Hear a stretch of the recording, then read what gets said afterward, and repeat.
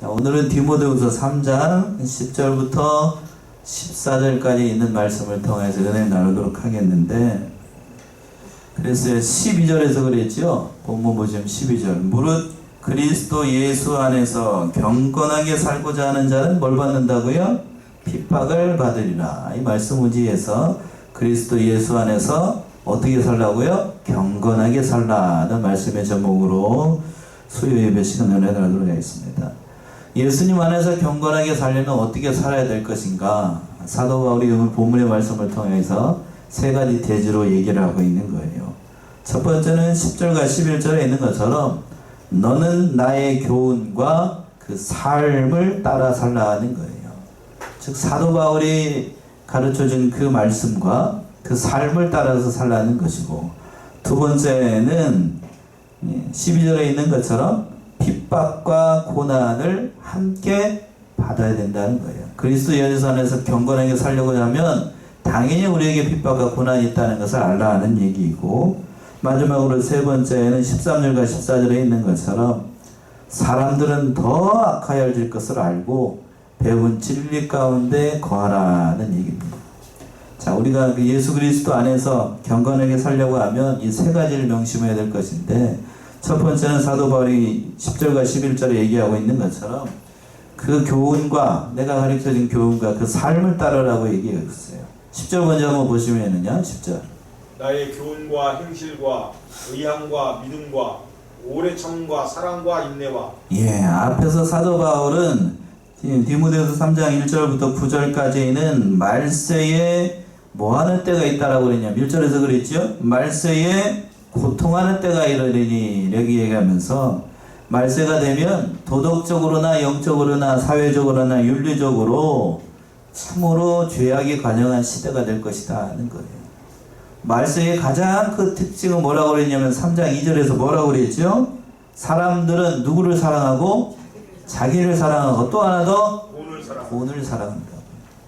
자기를 사랑하고 돈을 사랑하고. 그게 말세의 대표적인 증상이라는 것을 깨닫고, 그리고 에베소 교회에도 그런 사람들이 많이 일어나게 될 거고, 오늘날 자금의 이 시대도 자기를 사랑하고 돈을 사랑하는 시대인 줄 알고, 그 시대 가운데 우리가 하나님의 백성으로서 어떻게 살아가야 될 것인가를 교훈한 거예요. 청문yon 10절에서부터 14절까지는 지금 아무리 핍박이 있고 어려움이 있고 세상 사람들은 진리를 어그리고 진리대로 살지 않는다 할지라도 너는 하나님의 백성이니 바울의 신앙의 본을 받아서 그 거짓된 진리를 따라가지 말고 참 신앙의 길을 따라가라 라고 사도 바울이 권면하고 있는 내용이에요. 그래서 1절에서 시작을 할 때 그랬죠. 10절에서 시작을 할 때에 나의 교훈과 행실과 의향과 이 세 가지를 얘기를 하고 있어요. 여기서 이제 나의 교훈이라고 하는 얘기는 사도 바울이 믿음의 아들 디모데에게 가르쳐줬던 그 바른 진리의 말씀을 얘기를 하는 거죠. 그 진리의 말씀을 따라서 살라는 얘기이고, 또 두 번째 뭐라고 그랬냐면 행실이라고 그랬어요. 행실. 그러니까 말씀만 가지고 안 되고 반드시 믿는 사람은 뭐가 따라야 되냐면 행하는 게 따라야 돼. 행실이 따라야 된다고요. 그러니까 하나님의 사도로서의 사도 바울이 그 성별된 생활을 했습니다. 쉽게 얘기하면 말과 그 행함이 똑같은 언행일치의 삶을 살았다고요. 오늘날 세상 사람들이 믿는 사람들, 그리스도인들을 보면서 뭐라고 조롱을 하냐면 말은 잘한다고 그래요. 뭐는 잘한다고요?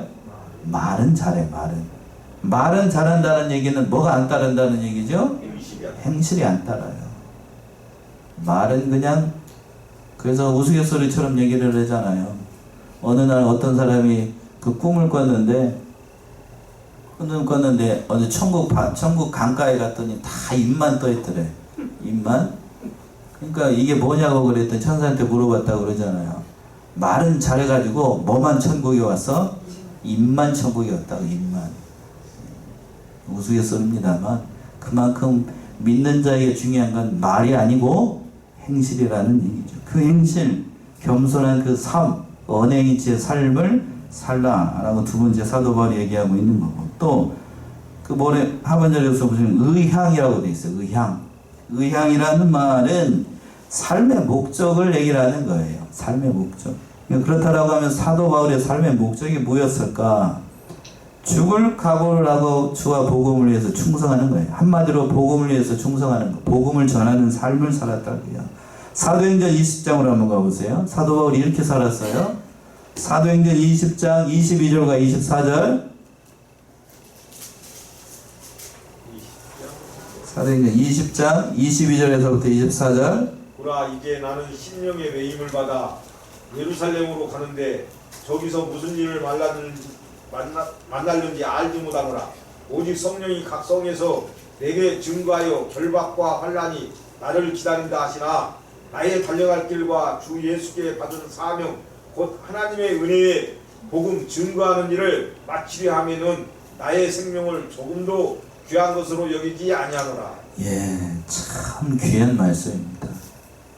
20장 24절에서 보시면 사도행전 나의 달려갈 길과 주 예수께 받은 사명 곧 하나님의 은혜에 뭐를 증거하는 일이요? 복음을 증거하는 일을 마치려 하면은 뭐를 조금 더 나의 생명을 조금 더 귀한 것으로 여기지 않는다. 그러니까 복음을 전하는 일이라고 하면 사도 바울 입장에서 봤을 때는 자신의 생명도 귀한 것으로 여기지 않는다는 거예요. 자, 이 말씀을 들을 때마다 저는 가슴이 찔려요. 목회자로서 하나님께서 부르심을 받았는데 과연 나는 복음을 위해서 참 내 생명까지 내놓으면서 충성을 할 수 있는가? 저한테 얘기를 하니까 저만 뜨끔한 것 같으니까 여러분 어떻게 생각하시나요? 네? 사도 바울은 그렇게 살았어요. 사도 바울. 참 이 말씀을 보게 되면 하나님의 은혜의 복음을 전하는 일을 마치라 나의 생명도 조금도 귀한 것으로 여기지 않는다. 참 부끄러운 모습이에요. 이 말씀 앞에서 부끄럽지 않은 사람 한 사람도 없어요. 한 사람도 없습니다. 그만큼 사도 바울이 믿음의 아들 디모데를 그만큼 아끼고 사랑했기 때문에 이렇게 권면하고 있는 거예요. 그러면서 또 하반절에 10절 하반절에서 그랬습니다. 믿음과 오래 참음과 사랑과 인내와 이 네 가지 항목도 역시 사도 바울이 그렇게 살았어요. 믿음으로 살고 또 오래 참고 또 사랑 가운데 살고 인내하면서 그 뭐 하나님의 몸된 교회를 세워나가기 위해서 하나님의 교회를 바로 세우기 위해서 불철주야 애를 썼던 게 사도 바울의 삶이에요. 그러니까 이와 같이 살라는 얘기입니다. 이런 가르침을 따르라는 얘기이고. 자, 그리고 또 11절 보시면 11절. 핍박과 고난과 또한 안디옥과 이고니온과 누스드라에서 당한 일과 어떠한 핍박받은 것을 네가 과연 보고 알았거니와 주께서 이 모든 것 가운데서 나를 건지셨느니라. 예. 11절 보시면 핍박과 고난과 이렇게 시작을 하고 있어요. 그러니까 이러한 핍박과 고난은 예수 그리스도를 믿기 때문에 당연히 당하는 걸로 사도 바울은 여기고 있었다고 하는 거예요. 여기서 보게 되면 오늘 이제 디모데후서 말씀 보게 되면 10절이나 11절 보게 되면 앞으로도 이제 뒤에 가서 12절에서 나옵니다만 사도 바울은 예수를 믿어서 나에게 어떠한 이 육신적으로 세상적 관점으로 잘되고 형통한 것 그걸 복이라고 생각하지 않았어요. 그게 복이라고 생각 안 했다니까요. 현대 크리스찬들 그런데 현대 크리스찬들은 예수 믿으면 내가 육신적으로 잘 돼야 됩니다.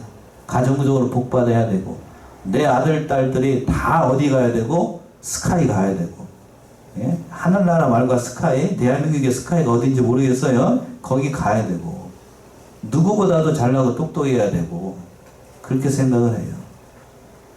그러나 그게 하나님의 나라의 관점으로 봤을 때 사도 바울의 관점으로 봤을 때 그게 복은 아니라고 하는 거예요. 어떻게 살아야 되는가? 어떻게 살아야 되는가? 오늘 말씀이 그대로 되어 있잖아요.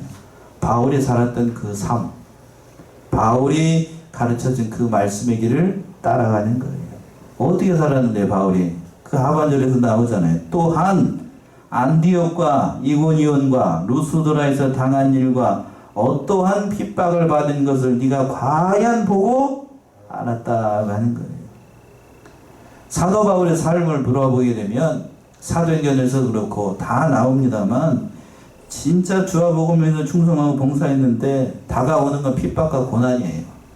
어려움과 환난이고 몸 아프고 병들고 괴롭고 어려운 인생의 길을 살았습니다. 예수 믿고 형통한다. 사도 바울에게 적용한다라고 하면 그런 삶 살지 않았어요. 그런 삶 살지 않았습니다. 참 그러더라고 하면 사도 바울이 안디옥에서 첫 번째 안디옥이 나오죠. 안디옥에서 어떤 고난을 당했는가. 바울과 바나바가 수많은 회심자들을 얻어가지고 그 많은 사람들이 예수님을 믿게 됐는데 유대인들이 그걸 못마땅히 여겨가지고 집에 가가지고 다 핍박하고 중상모략 해가지고 거기에서 떠나야 됐던 게 사도 바울이에요. 그리고 또 이고니온이라고 나오는데 다 찾아볼 수는 없어요. 이고니온이라는 곳에서는 유대인들이 선동을 해가지고 사도 바울 일행이 돌에 맞아 죽을 뻔했어요. 그래서 돌로 때리려고 하니까 급히 도망을 갔어요. 그게 이고니온. 또 루스드라에서 지금 믿음의 아들 디모데를 만나게 되는데 이곳에서도 역시 사도 바울이 핍박을 많이 받았습니다. 거기서 어떤 일이 있었냐면 대표적으로 사도 바울이 그때 거기서 안진뱅이를 일으켰습니다. 그랬다 어떤 일이 발생을 했냐면 그걸과 많은 사람들이 사도 바울과 바나바를 뭘로 여겼냐면 신으로 여겼어요. 안진뱅이가 일어나니까 그걸 보고 그냥 신으로 여겼다고 해서 신으로 섬기려고 했는데 그런 소동이 일어났어요. 그런데 그걸 못마땅하게 여겼던 그 이고니온으로부터 왔던 유대인들이 와가지고 돌로 때려 죽이려고 그랬잖아요. 이고니온에서 거기까지 쫓아와가지고 사도 바울을 진짜로 돌로 때려버렸어요. 그래가지고 죽은 줄 알았어요. 죽은 줄 알아가지고 내다 버렸습니다. 근데 그 다음날 사도 바울 어떻게 됐을까요? 살아났어요. 자, 14장 한번 봅시다. 사도행전 14장. 제가 얘기를 하니까 잘 감이 안 오시죠? 사도행전 14장 19절에서부터 22절 보세요. 사도행전 14장 19절에서부터 22절. 유대인들이 안디옥과 이고니온에서 와서 우리를 초인하여 돌로 바울을 쳐서 죽은 줄로 알고 성 밖에 끌어내치니라. 제자들이 둘러섰을 때에 바울이 일어나 성에 들어갔다가 이튿날 바나바와 함께 더베로 가서 복음을 그 성에서 전하여 많은 사람을 제자로 삼고 루스드라와 이고니온과 안디옥으로 돌아가서 제자들의 마음을 굳게 하여 이 믿음에 거하라 권하고 또 우리가 하나님 나라에 들어가려면 많은 환난을 겪어야 할 것이라 하고. 예, 이런 일이 있었다고. 이고니온에서 19절에서 그랬죠. 유대인들이 안디옥과 이고니온에서 와서 무리를 초인하여 돌로 바울을 어떻게 했다고요? 쳐서 죽였어요. 진짜 죽은 줄 알았습니다. 사람 돌로 때려버렸다고요. 돌을 던져가지고 때리니까 사도 바울이 머리를 맞은 것 같아요. 뭐 맞아가지고 그냥 죽은 줄 알아서 피 철철 흘리고 실제로 죽은 줄 알아고 내다 버렸다고요. 근데 살아났어요. 이튿날 살아나가지고 그러면서 이제 많은 제자들을 이제 살아나가지고 복음을 전파하니까 많은 제자들이 일어나서 이렇게 되니까 22절에서 그랬죠. 22절 보시면 제자들에게 이렇게 당부합니다. 제자들의 마음을 굳게 하여 이 믿음에 거하라 권하고 또 우리가 어디에 들어가라면 하나님 나라에 들어가려면 뭘 받는다고요? 많은 환난을 겪어야 할 것이다. 이게 이거.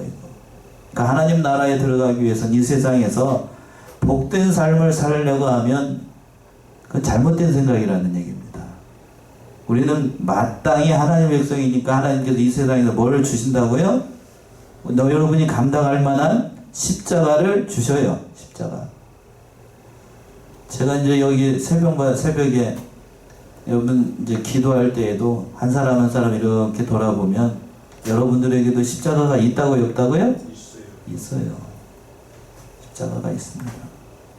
오늘 본문의 말씀에서는 그걸 핍박과 괴로움과 어려움이라고 얘기를 했는데 그 모든 일들을 다 감당하는 게 하나님의 백성이라는 얘기입니다. 본문 돌아와가지고 그러면서 그 이제 중반절에서부터 보시면 어떠한 핍박을 받은 것을 내가 과연 보고 알았거니와 주께서 이 모든 것 가운데서 나를 어떻게 해주셨다고요? 건지셨다고요. 그러니까 사도 바울이 믿음의 아들 디모데에게 네가 이러한 사실들을 안다. 내가 주와 복음에서 충성을 했더니 어떠한 일이 발생을 했고 어떠한 핍박과 고난을 받았는지 네가 잘 알고 있다. 그러나 그것으로 내 인생이 끝난 게 아니고 하나님께서 그 모든 일들 가운데 나를 건져주셔서 지금 이 시간까지 사도 바울이 그 복음을 전할 수 있었다는 거예요. 그러니까 그 사람들 바라보지 말고 나를 핍박하고 나를 괴롭히고 예수 믿는 것 때문에 못 살게 하는 그 사람 바라보지 말고 누구를 바라보라는 얘기냐면 주님을 바라보라는 얘기예요.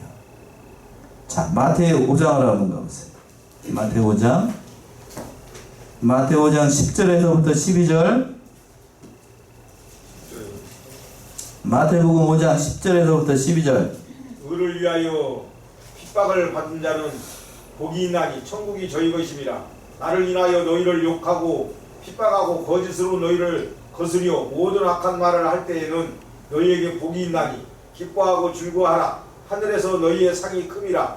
너희 전에 있던 선지자들을 이같이 핍박하였느니라. 예.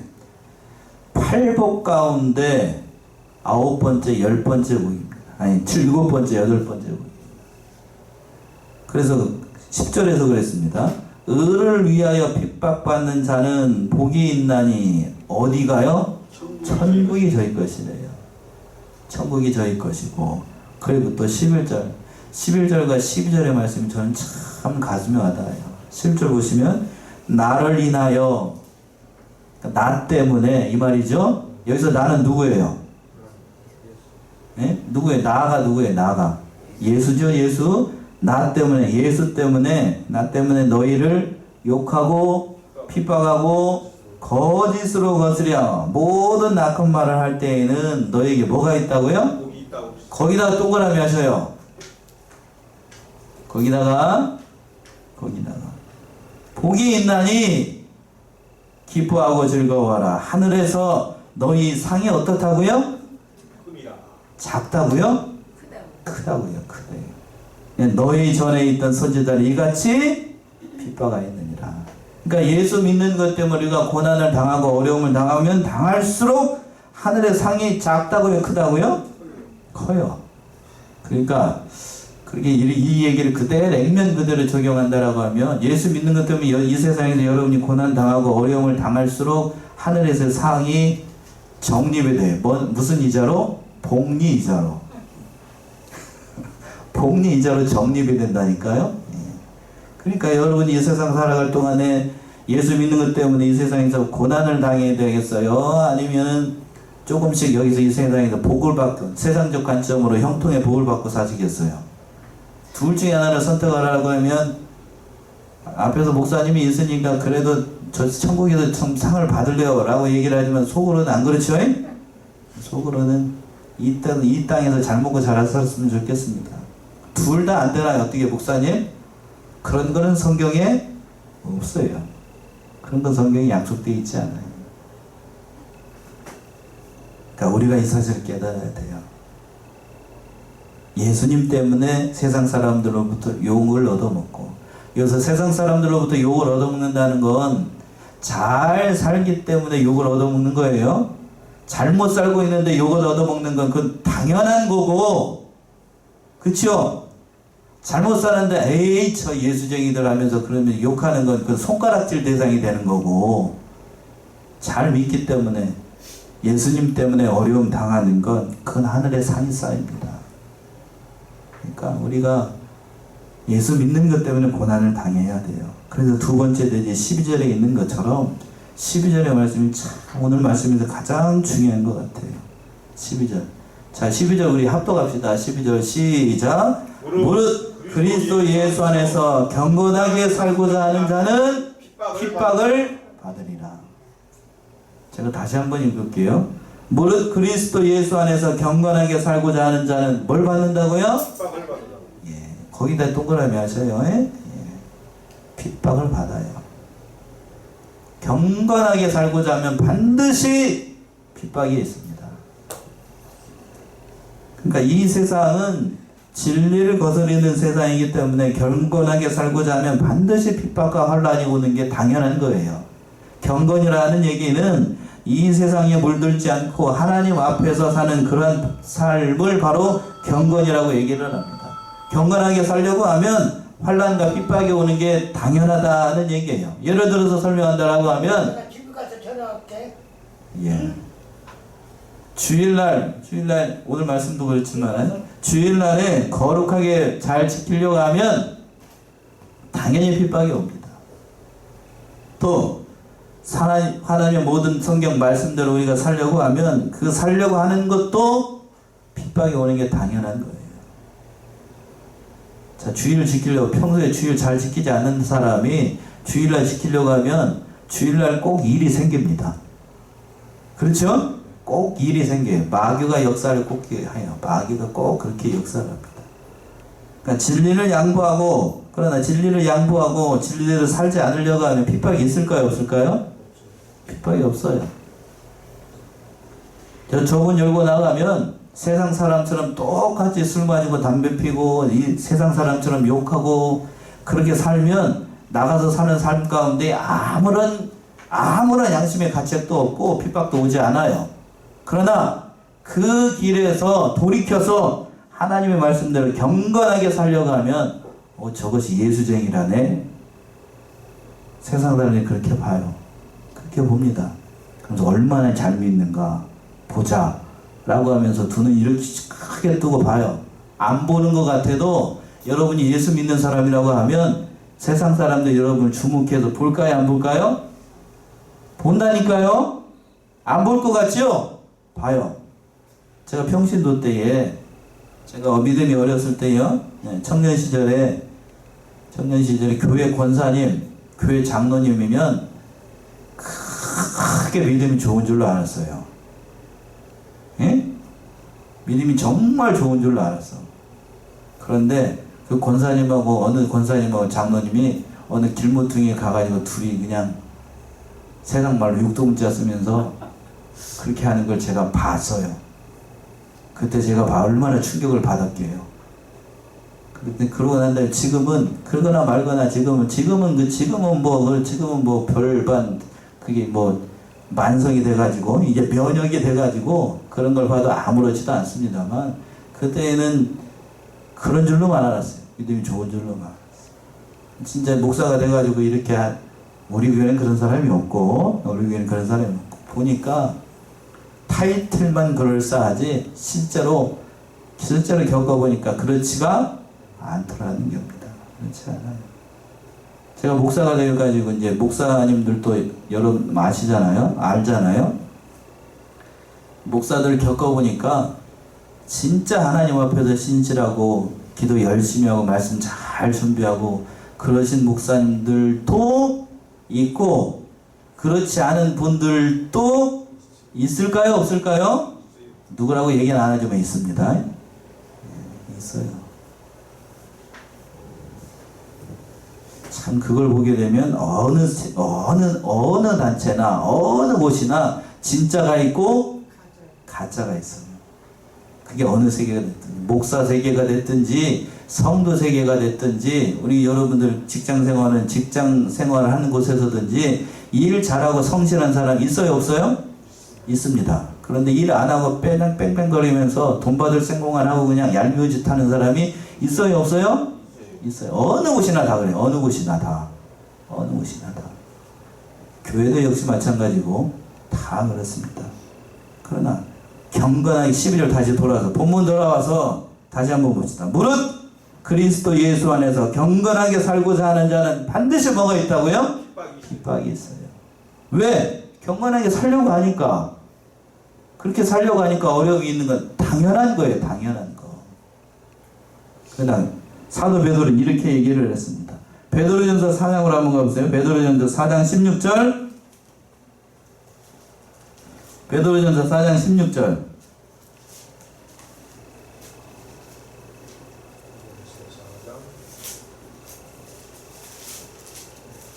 베드로전서 4장 16절.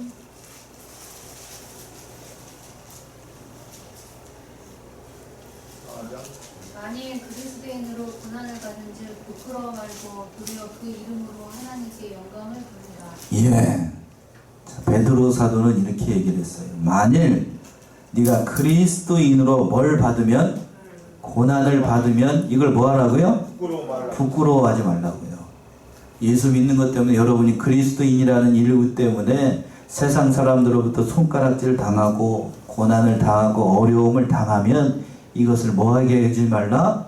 부끄럽게 여기지 말고 도리어 그 이름으로 말미암아 누구에게 영광을 돌리라고요? 하나님께 영광을 돌리라. 우리 현대를 살아가고 있는 크리스찬들이 예수 믿는 것 때문에 어려움 당하면 마땅히 나에게 주신 하나님의 복으로 알고 그 어려운 현실들을 잘 이겨나가야 됩니다. 아멘이신가요? 그렇게 살아가셔야 됩니다. 마지막으로 세 번째는 13절과 14절에 있는 것처럼 사람들이 점점 악해집니다. 13절이죠? 13절 보시죠. 악한 사람들과 속이는 자들은 더욱 악해져서 속이기도 하고 속기도 하나니. 예. 저기 말세의 대표적인 증상이지. 13절에서 그랬습니다. 악한 사람들과 속이는 자들은 더욱 어떻게 된다고요? 악해집니다. 자, 또 속이기도 속고도 하니 말세가 되면 사람들이 죄악이 관영해져가지고 더 악해집니다. 악해져요. 그걸 제가 몸으로 느껴요. 제가 살았을 때, 저도 이제 여러분들 앞에서 어르신들 앞에서 얘기하고 그렇습니다만, 제가 우진이 많은 나이 때 이 정읍에서 살았는데 그때의 아이들의 심령과 사람들의 심령하고 지금 사람들의 그 모든 형편을 보게 되면 그때보다 선해졌을까요? 악해졌을까요? 악해졌어요. 사람이 악해졌다니까요. 순수한 면이 사라졌어요. 아이들에서도. 예전에는 그랬습니다. 아이들 보면 미운 7살이라고 그랬어요. 그렇죠? 7살 되면 자기 자아가 생겨가지고 말을 잘 안 들어요. 미운 7살 그랬는데 요즘 미운 7살 아니에요. 7살이면 사춘기입니다. 요즘은. 예? 미운 몇 살이냐 그래요? 미운 3살이라고 그래. 왜? 다 그만큼 다 이게 핸드폰 영향이고 다 그런 영향입니다만 그걸 다 애들이 보니까 말하는 게 어디서 배웠는지 모르겠지만 다 어른들이 쓰는 말 이상한 말을 쓰고 막 그런 말을 써요. 그러니까 죄가 점점 관영해지고 악해져, 사람들이 더 악해집니다. 그리고 또 아이들도 더 악해져가지고 그 모든 형편이들이 점점 죄가 관영해지고 있어요. 그러니까 악한 사람들과 속이는 자들은 더 세상이 더 악해질 수밖에 없는 거예요. 세상 사람들이 얼마나 더 악해지는가. 성경에서 보게 되면 대표적으로 그 다니엘서에서 보게 되면 다니엘의 3명의 친구들과 다니엘을 죽이려고 했던 정적들이 얼마나 사람들이 그 악해졌는가를 알 수 있어요. 한번 찾아볼까요? 다니엘 6장을 한번 가보세요. 다니엘 6장 13절 16절. 다니엘서 6장 13절부터 한번 보세요. 13절에서부터 16절.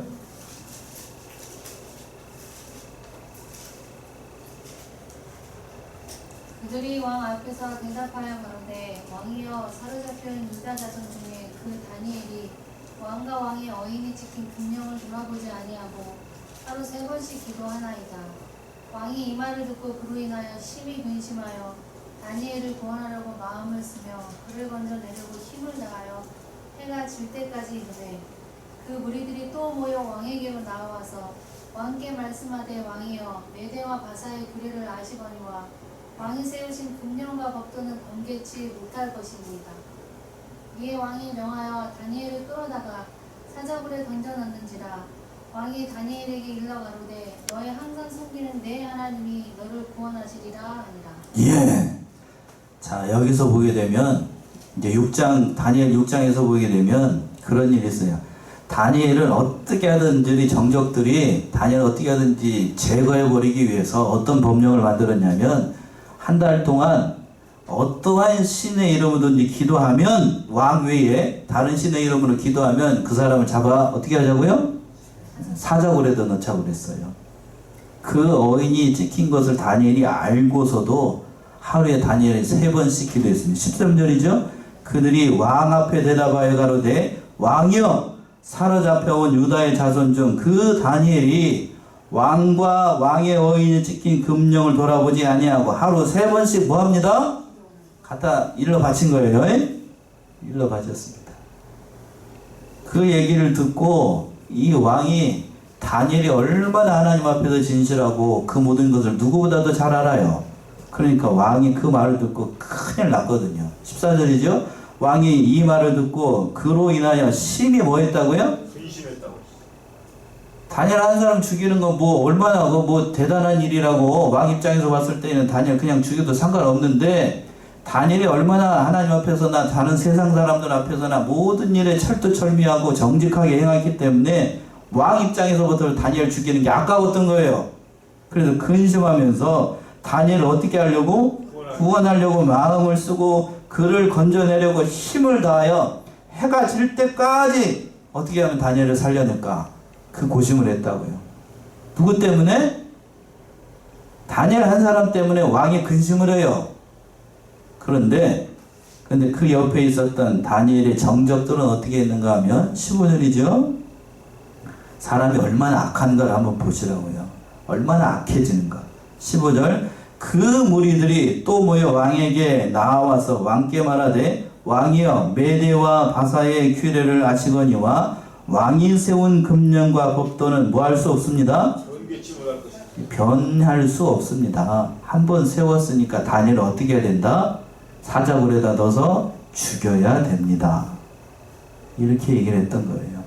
사람이 이렇게 악해지는 거예요. 이게 악한 거예요. 이게 악한 거. 얼마나 악해요. 전혀 함정을 파놓고 거기에 함정에 이제 다니엘이 빠지니까 자비와 긍휼 그런 거 없어요. 자기가 살아야 되니까 다니엘을 제거하기 위해서. 그랬더니 참 16절의 말씀이 참 기가 막혀요. 기가 막혀. 16절의 말씀 보시면 이에 왕이 명하며 다니엘을 끌어다가 어디에 던졌다고요? 사다굴에 던져 넣으라고 그랬습니다. 왕도 체면이 있고 자기가 한 말이 있기 때문에 그 법령을 자기가 임의로 바꿀 수가 없어요. 왕이라고 할지라도 그 명령을 지켜야 됩니다. 그 법을 지켜야 돼요. 예외가 없다고요. 그랬는데 그 후의 말이 참 기가 막힌 거예요. 뭐라고 얘기를 하냐면 다니엘에게 일러 가로되 너희 항상 섬기는 내 하나님이 너를 어떻게 하시리라? 구원하시리라. 이 말이 참 기가 막힌 거예요. 이 왕 하나님 모르는 사람입니다. 예? 하나님 모르는 사람이 하나님 믿는 사람 아니에요. 그런데 그 입에서 누구라고 얘기를 하고 있어요? 네가 섬기는 이 하나님이 너를 구원하실 것이다. 이건 이 왕의 입을 통해서 누가 한 말이냐면 하나님이 하신 말이에요. 하나님이. 내가 너를 구원하겠다. 사람들은 이렇게 악해지지만 그러나 하나님을 진심으로 믿고 하나님을 섬기는 사람들은 반드시 하나님께서 어떻게 하신다고요? 구원하신다는 거예요. 그러니까 너는 어떻게 살아야 될 것인가? 마지막 24절의 말씀이죠. 마지막 14절 그러나 너는 배우고 확실한 일에 거하라. 네가 미개에서 배운 것을 알며. 예. 14절 합독 합시다. 시작. 그러나 너는 배우고 확실한 일에 거하라. 내가 네게서 배운 것을 알며 라고 되어 있어요. 세상은 악해지고 세상 사람들은 악하여져도 그러나 너는 그런 사람들과 같이 살면 안 된다 하는 얘기입니다. 왜? 여러분들은 누구의 사람이니까요? 하나님의 사람이니까. 여러분이 하나님의 사람이라는 것을 믿으시나요? 그렇다라고 하면 여러분 이렇게 사셔야 돼요. 14절에 있는 것처럼. 그러나 너는 배우고 확실한 일에 거하며 네가 누구에게서 배운 것을 확실하게 알아서 그 가운데로 행하고 그 가운데로 걸어가라는 얘기입니다. 이게 중요한 거예요. 중요한 거.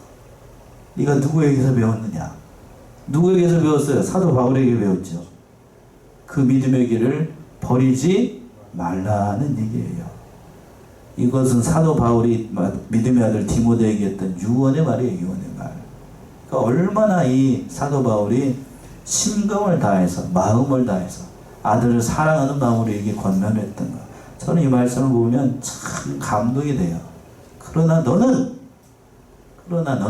그런 사람들과 달리 이 믿음의 길을 걸어가야 된다는 얘기예요.